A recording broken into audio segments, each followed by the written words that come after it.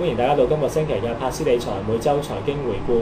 美國花旗銀行集團上星期公布有史以嚟最大嘅季度虧損，咁加上公布嘅零售銷售數據下跌0.4%，咁拖累美國三大指數上週跌超過4%至5%。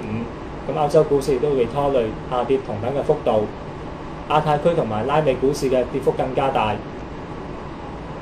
菲律賓股市跌超過9%，印度股市跌超過8%，新加坡、印尼、墨西哥同埋巴西股市跌超過7%，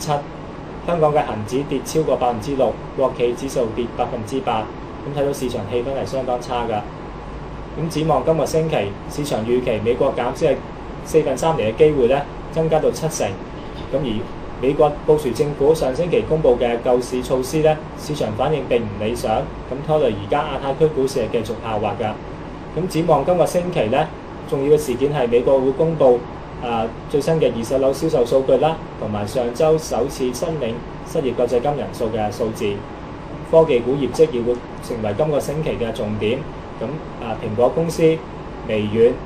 摩托羅拉同埋德州儀器都會公布業績㗎。銀行股方面，美國銀行亦都會公布業績，咁呢啲業績嘅表現咧，亦都會左右今個星期嘅市場氣氛。如果美國道指能夠守穩12000點以上咧，咁市場可能會喘定嘅。咁長遠嚟講啦，譬如今年美國係大選年啦，咁相信市場都會相信美國政府會推更多嘅措施去刺激經濟，有嚟個選情。咁加上中國今年搞奧運啦，人民幣會持續升值啦，同埋就算而家嘅雲條措施，中國都係仍然想中國有強大嘅經濟增長，咁呢啲因素咧都會刺激個股市嘅氣氛㗎。咁但係短期嚟講就睇下美國企業嘅業績啦、數據表現啦，係咪守穩12000點以上啦？咁如果呢啲因素可以企穩嘅話，咁到今年嘅2月，港股亦都會